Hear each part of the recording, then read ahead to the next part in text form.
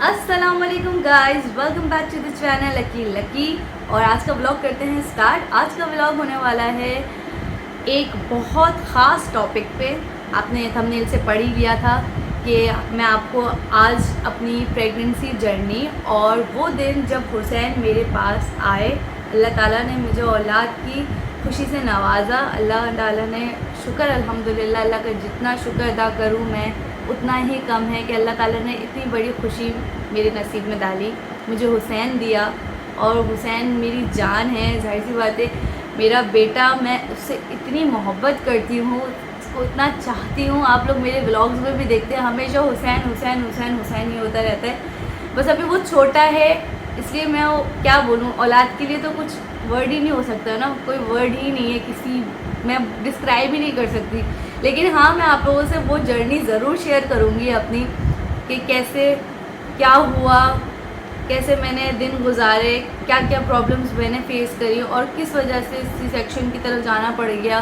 तो ये बहुत ज़्यादा डिफ़िकल्ट टाइम होता है। मैं कहती हूँ कि मेरी तो चीखें निकल गई थी। और ये भी मैं आपको बताने वाली हूँ कि वो जो पूरा एक टाइम था ना, वो जो पूरा एक, जब मुझे पता चला कि मुझे सी सेक्शन होने वाला है, मैं जब रिपोर्ट्स का इंतज़ार कर रही थी, तो उसके बाद मेरे भाई ने, मेरा जो बड़ा भाई है, मुझसे एक बड़े भाई भी हैं, तो मेरे भाई ने वो चुपके चुपके सब कुछ रिकॉर्ड किया और पूरा एक वीडियो बनाया। जब हुसैन हो गए थे तो उसके बाद फिर छठी पे वो वीडियो मुझे प्रॉपर तरीके से दिखाया गया कि ये देखो भाई, तुम्हारी पूरी जर्नी मैंने रिकॉर्ड करके रखी है। और वो जो रिकॉर्ड रखी है वो मैं आप लोगों से भी आज शेयर करूँगी अपने ब्लॉग में, कि जब मेरा सारा इतना बुरा हाल हुआ था, मुझे ड्रिपें लग रही थी और मेरी वीडियो बनाई जा रही थी। तो स्टार्ट करते हैं शुरू से कि जब मुझे खबर मिली, अल्लाह ताला ने मुझे इस खुशी से नवाजा है, मैंने सबको बताया, सब माशाल्लाह बहुत खुश हुए। तो सबसे बड़ा जो रोल होता है ना, अगर आप माँ बनने वाले जब होते हैं, वो जो ड्यूरेशन होता है, तो वो सबसे ज़्यादा बड़ा रोल आपके हस्बैंड को होता है, क्योंकि हस्बैंड आपके साथ 24 घंटे रहते हैं, ठीक है।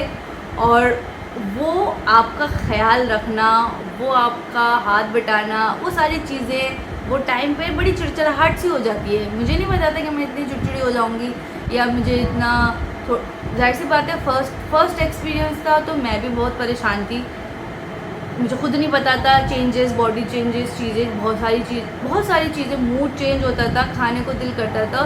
तो अल्हम्दुलिल्लाह मैं ये बात कहना चाहूँगी कि मेरे हस्बैंड ने मेरा बहुत ख्याल रखा ऑल टाइम, पूरी जर्नी में। मुझे टाइम टू टाइम डॉक्टर के पास ले जाना, मेरे फ्रूट्स वगैरह लाना, मेरे खाने पीने का ख्याल। हालांकि मुझे रात को 4 बजे तक क्रेविंग होती थी फूड की, तो मुझे खाना है, तो मेरे शौहर जाते थे और मेरे लिए जिंगर बर्गर लेकर आते थे, क्योंकि मुझे बर्गर की क्रेविंग इतनी होती थी। जिंगर बर्गर तो मैंने बेइंतहा खाया है, और मैं तो बोलती हूँ कि हुसैन जिंगर बर्गर है दूसरा, क्योंकि मैंने अपनी प्रेगनेंसी में इतना जिंगर बर्गर खाया है। किसी एक चीज़ के पीछे बंदा लग जाता है, ये मुझे लोग बोलते थे कि दिल करता है वो खाते रहो या कुछ करते रहो। बहुत अजीब सी चीज़ें थी मेरे साथ। मैं आपको इंटरेस्टिंग बातें बताऊंगी ना, अभी आप बोलेंगे क्या क्या बोल रही है, लेकिन मेरे साथ ऐसा हुआ, मेरे साथ एक्चुअली में ऐसा हुआ।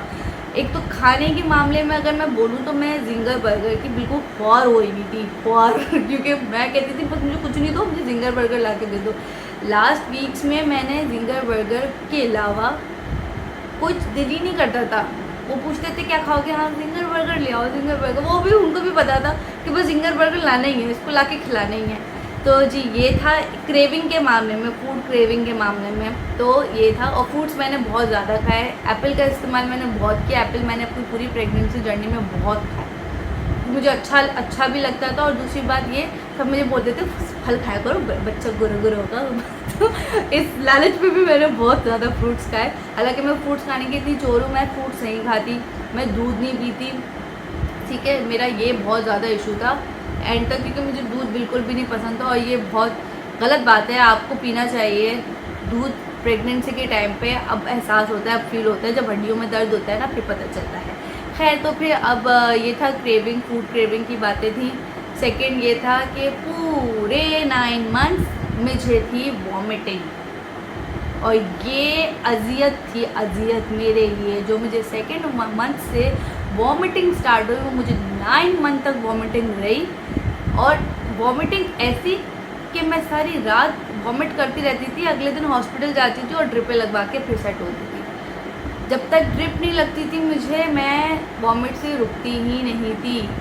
जब मेरा 6 मंथ स्टार्ट हुआ तो मेरा जो वेट था, मेरा नॉर्मल वेट 58 था। फिर वो जो प्रेगनेंसी से थोड़ा बढ़ा तो मेरा हो गया 62। लेकिन वो जब 62 हुआ, मुझे वॉमिट की वजह से मेरा वेट 50 kg पे आ गया था। बिलीव मी, 50 kg पे आ गई थी। और मैं बिल्कुल यूँ हो गई थी कि अम्मी बोलती थी क्या कब्र का मुर्दा बन गई, क्या कब्र का हाल हो रहा है। और फिर मैं हो गई थी पीली, येलो कलर हो गया था मेरा स्किन कलर भी। अम्मी कहती थी तू गोरी नहीं हो रही, ये पीला बने खून की कमी की वजह से पीली पीली हो रही है। तो ये हो गया था मेरा वॉमिट का सेकेंड इशू। वॉमिट पूरा दिन वॉमिट करती रहती थी। तो खैर ये था मेरा दूसरा हाईलाइटेड जर्नी का, मेरा जो सबसे ज़्यादा ख़तरनाक सीन था वॉमिट। ठीक है, अच्छा जी, तीसरी बात आ जाए कि जब अब तीसरे ये था कि इन दी एंड के दिन जब मुझे आने लग गए थे, तो उसके बाद फिर मेरे साथ एक बहुत बड़ा मेजर इशू हो गया था कि मुझे हो गया था, एक बात है वो उर्दू में बोलेंगे, हरे पानी का इन्फेक्शन मेरे पेट में, जिसकी वजह से मुझे बहुत प्रॉब्लम्स होती हैं। जो औरतें होंगी वो मेरी बात समझ सकती हैं। उसकी वजह से मुझे पेन होते थे, मुझे बहुत अजियतों में होती थी मैं। फिर उसके बाद ये हुआ कि फिर जब हद से ज़्यादा होने लग गया था, तो फिर उसके बाद मैं डॉक्टर के पास गई, डॉक्टर को बताया। फिर डॉक्टर ने बोला, मेरा 9th मंथ स्टार्ट हो गया था, फर्स्ट वीक था मेरे 9 मंथ का। और मैं डॉक्टर के पास गई, मुझे प्रॉब्लम हो रही थी, मुझे इशू हो रहे थे। तो मैं डॉक्टर के पास गई तो डॉक्टर ने बोला कि आपका अगले ही दिन डिलीवरी है। मैंने बोला ठीक है, आपका अगले ही दिन डिलीवरी है। और ये डिलीवरी का उन्होंने बताया था, ये सडनली मुझे पता चला कि वाह कायनात, अभी तक तो तूने शॉपिंग करी ही नहीं। और मैंने शॉपिंग ही नहीं करी। मज़े की बात आप ये देखिए, मेरा पहला बच्चा, ठीक है, आराम से करूँगी, खुद जाऊँगी। इस चक्कर में मैंने अपने बच्चे की शॉपिंग ही नहीं करी। मैं आज जैसे हॉस्पिटल गई हूँ रात को 8 बजे, डॉक्टर ने मुझे बताया कि आपको पेन हो रहे हैं, ये आपको ऑब्जर्वेशन में भी रखा जाएगा। ठीक है, उसके बाद आपको ड्रिप लगाई जाएगी क्योंकि आपका डिलीवरी का टाइम करीब आ रहा है। ठीक है, और बेबी को कुछ ना हो जाए इसलिए हम लोग को ये सब कुछ करना पड़ेगा क्योंकि आपको पेन हो रहा है। तो उसके बाद फिर मैं बैठी, सही है, अम्मा को फ़ोन किया अपनी, मम्मा डॉक्टर ने ऐसा ऐसा किया, आपकी डिलीवरी होने वाली है, आ जाओ। और मेरी अम्मी थी मिलाद में, किसी के घर में इवेंट पे गई हुई थी। अम्मी तो मिलाद छोड़ के जल्दी से आई, शॉपिंग करी करीमाबाद से, जो भी लगा हाथ में उस टाइम के लिए, उस टाइम ड्यूरेशन के लिए कि अगर बेबी जल्दी हो जाएगा तो ये सारा सामान, यही चीज़ें नीडेड हैं। तो फटाफट अम्मी ने वो सारी शॉपिंग करी, रातों रात मेरे पास आई उसी वक्त परेशान हालत में कि भाई मेरी बच्ची अकेली है। मैं और मेरे हस्बैंड थे हॉस्पिटल में। पूरा मेरा और मेरे हस्बैंड का ऐसा था कि जब भी हॉस्पिटल जाते थे अकेले जाते थे, किसी को भी साथ नहीं जाते, सब कुछ अकेले ही किया हम मियाँ बीवी, हम दोनों ने, हमारे साथ कोई भी नहीं था।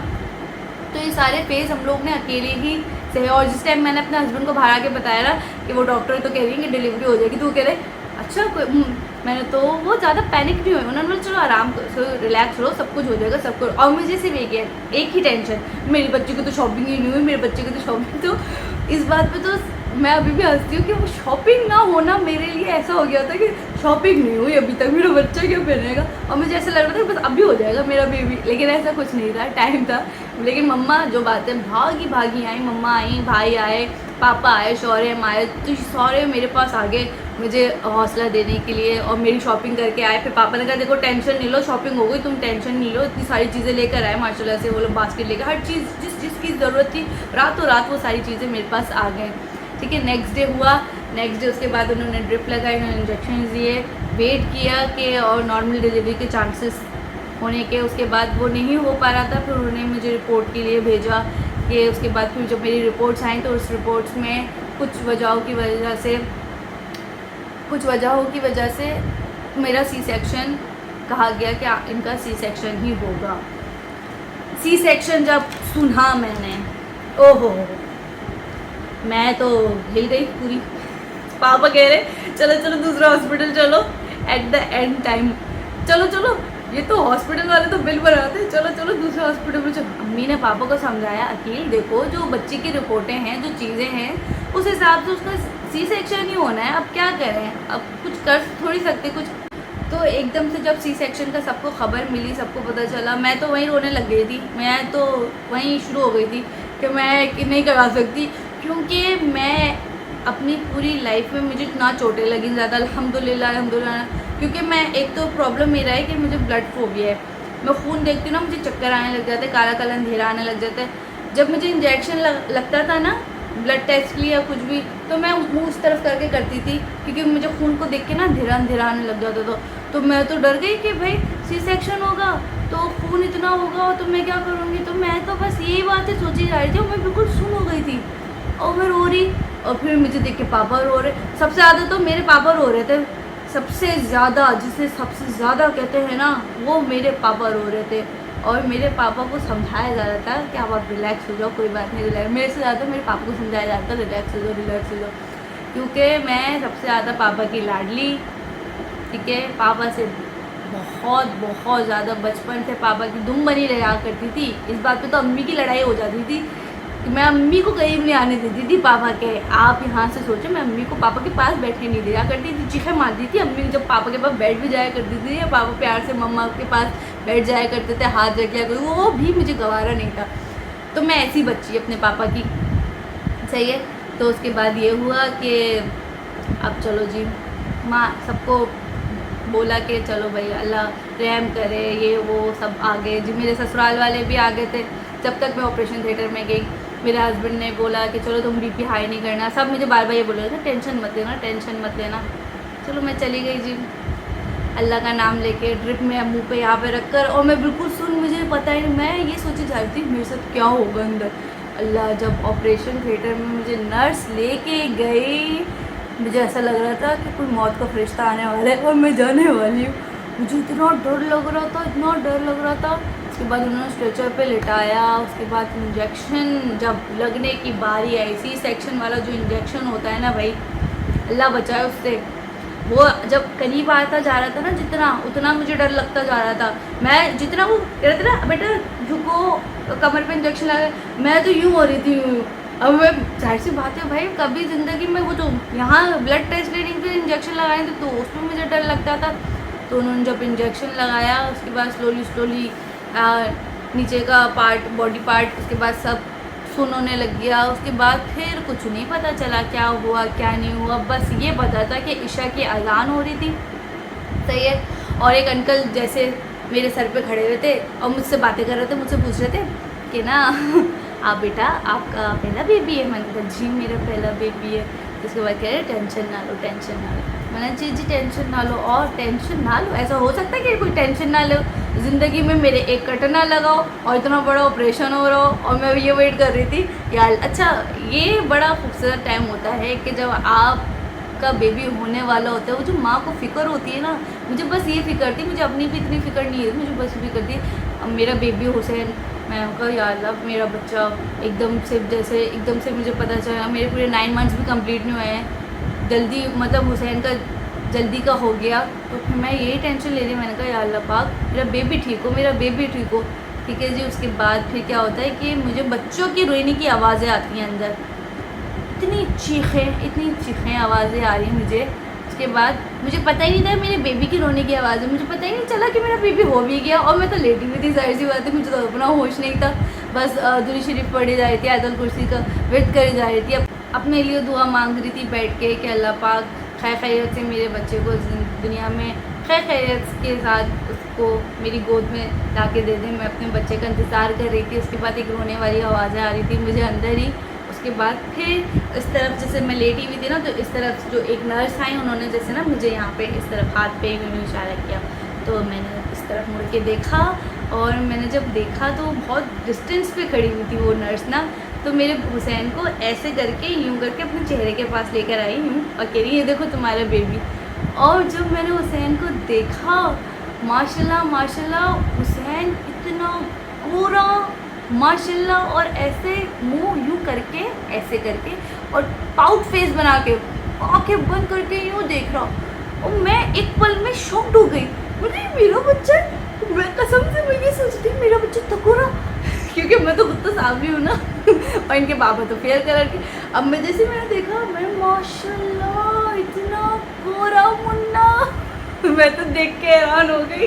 खैर बहरहाल, खैर गोरा और काला जैसा, अगर ये बात है कि गोरा है काला, मैं कलर में कोई वो नहीं रखती कि मेरा बच्चा सांवला भी होता है तो वो तो मेरी जान से ज़्यादा प्यारा होता, जान से अजीज़ होता। लेकिन उस टाइम उस मोमेंट में हुसैन का कलर बहुत ज़्यादा शाइन कर रहा था, ऐसे निखर के आ रहा था। तो मैं एक वो फील बता रही हूँ कि जब मैंने उसको देखा तो उसका कलर इतना फेयर था, तो मैं खुद देख के हैरान हो गई कि माशाल्लाह इतना प्यारा बेबी, प्यारा बेबी। अच्छा उन्होंने मुझे दूर से दिखाया, करीब से लाके नहीं दिखाया, तो एकदम से वो दिखाया और वो चली गई। उसके बाद मेरे दिल को जो सुकून मिला, जो आराम मिला कि नहीं मेरा बेबी तैयार श्यार होके आया है, और फिर चला गया हुसैन। फिर जी मैं बाहर आई, बाहर आके देखा तो मेरे सबसे पहले जो नज़र मेरी जब पड़ी, सबसे पहले मैंने अपने हस्बैंड को देखा, उसके बाद मैंने अपने पापा को देखा। मेरे पापा फटाफट आए मेरे पास, कह रहे कि वो हाँ ठीक हो, मैं हाँ पापा ठीक हूँ। और मैं मुस्कुराती भी बाहर आ रही, क्योंकि मुझे हुसैन का चेहरा मेरे आंखों में था, तो मैं मुस्कुरा के सबको देखी। फील तो कुछ हो ही नहीं रहा था, ना दर्द हो रहा था, ना पेन हो रहा था, कुछ भी नहीं हो रहा था, बिल्कुल नॉर्मल थी। मैं पूरी रात नॉर्मल ही रही, तो मुझे कुछ भी फील नहीं हो रहा था, ना पेन हो रहा था। तो उसके बाद फिर जब रूम में शिफ्ट किया गया, सब आए मेरे पास, मुझे प्यार किया पापा ने। तो पापा तो बाहर इतना रो रहे थे मेरे, ठीक है, अम्मी और अब्बू दोनों इतने परेशान रो रहे थे। वीडियोस बनाए इन लोगों ने, अम्मी ने पापा की वीडियो बनाई, पापा कह रहे समाना बस तो ऐसे करके पापा रो रहे। उसके बाद फिर हुसैन को शहद, जो हमारे पाकिस्तानी लोग करते हैं, शहद बच्चे को शहद चटाना, तो वो शहद जो चटाया गया वो पापा ने चटाया हुसैन को। उसके बाद हुसैन माशाल्लाह माशाल्लाह माशाल्लाह, हुसैन इतना कोई प्यारा बच्चा है ना मेरा, लाडला, सबका लाडला। सब उसको यहाँ रखते हैं, सर पे रखते हैं, क्योंकि हुसैन से जो अटैचमेंट अभी सबकी है ना, वो अभी बस एक्सप्लेन ही नहीं कर सकती कितना वो स्पेशल हुआ है वो अभी घर में। एक तो मेरे घर में सबसे पहला बेबी है, मेरे ननियाल में पहला है, तो अभी तो वो लाड इतना उठाते हैं ना कि बस क्या बताऊँ मैं आपको। तो जी ये थी मेरी एक्सपीरियंस, जो मेरा प्रेगनेंसी का था, मैंने आप लोगों से शेयर किया। मैं वीडियो भी चलाऊंगी, आपको अपनी जर्नी दिखाऊंगी जब हुसैन को मैंने फ़र्स्ट टाइम देखा और सबने गोद में लिया। तो उम्मीद करती हूँ आपको अच्छी लगी होगी ये जर्नी। और मैं यही बात बोलूँगी कि अल्हम्दुलिल्लाह, अल्लाह ने हमें जिन लोगों को औलाद से नवाजा है, अल्हम्दुलिल्लाह। मैं जब उन लोगों को देखती हूँ ना जिनकी औलादें नहीं होती, तो वो एक खालीपन वो मुझे बड़ा खटकता है। मैं बस कहती हूँ कि अल्लाह पाक सबको ये औलाद की खुशी से नवाजे, क्योंकि मुझे ये बात नहीं पता थी कि बच्चे तंग करते हैं। हाँ बिल्कुल, हुसैन देखो कितना तंग करता है, सारी रात जागता है, 6 बजे सोता है, मैं सुबह 6 बजे सोती हूँ। मतलब ये तंग वगैरह करना ये अपनी जगह होती है, लेकिन जब वो औलाद को देख के वो जो खुशी होती है ना, उसको गोद में उठा के उसकी चीज़ें देखना, उसकी हर मुस्कुराहट पे हंसना, जैसे वो हुसैन कभी कभी मुझे देख के यूँ ऐसे करके स्माइल करता है, तो वो जो फील आती है, वो जो वाइब आती है, वो एक अलग ही वाइब होती है। तो अल्लाह पाक, मैं यही दुआ करूँगी, अल्लाह पाक जो बे औलाद हैं, जो दिल से अल्लाह पाक से दुआएं मांगते कि अल्लाह ताला हमें भी औलाद की नसीब से, औलाद की खुशी से नवाजे, हमें हमारे नसीब में भी औलादे डाले। अल्लाह पाक उन सब की झोलियाँ भर दे, अल्लाह पाक उन माओं की दुआएं सुन ले जो बे औलाद है और जो बेसब्री से इंतज़ार कर रही हैं तेरी एक हाँ का। या अल्लाह पाक उन सब लोगों को औलाद की खुशी से नवाज दे। मैं इस व्लॉग में इस दुआ से एंड करूँगी अपना व्लॉग, ठीक है। और उम्मीद करती हूँ कि आपको व्लॉग अच्छा लगा होगा मेरा। मैंने बहुत ढकी छुपी बातें करी, मैं ज़्यादा ओपनली खोल के बातें नहीं करना चाहती थी अपने व्लॉग में, क्योंकि ना ये मुझे अच्छा भी नहीं लगेगा। जितना मुनासिब हो उस हिसाब से मैंने सारी बातें बता दी आपको, एक लिमिट में रह के, और अपनी खुशी का इज़हार भी बताया, क्योंकि मैं खुश इस बात पे बहुत थी कि अल्हम्दुलिल्लाह अल्लाह ने मुझे जब ये खुशी नवाजी, तो वो सारे मोमेंट, हाईलाइटेड मोमेंट्स मैंने आपको इस व्लॉग में शेयर करें। तो उम्मीद करती हूँ कि आप लोगों को तो पता ही चल गया होगा कि मेरी एक्साइटमेंट से कितना खुश हूँ मैं ये व्लॉग बना के। खैर उम्मीद करती हूँ आपको ये व्लॉग अच्छा लगा होगा। अगर आपको मेरा व्लॉग अच्छा लगा होगा, मेरे चैनल को आपने करना है सब्सक्राइब, मुझे सपोर्ट ऐसे ही करते रहना है, और लाइफ में मेरी क्या क्या हो रहा है और क्या क्या होता रहता है वो मैं व्लॉगिंग के थ्रू आप लोगों को बताती रहती हूँ। आपको हमारा चैनल अच्छा लगे हो तो प्लीज़ हमें ऐसे ही सपोर्ट करते रहें, और मिलते हैं आपसे किसी नेक्स्ट वीडियो में। टिल देन अल्लाह हाफिज़।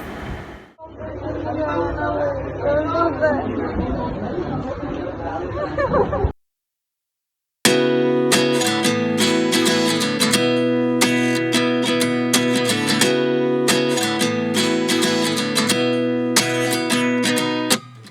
29 and I find myself wondering what did happen to the last 10. I ran away with my life, fast forward, never turn back again.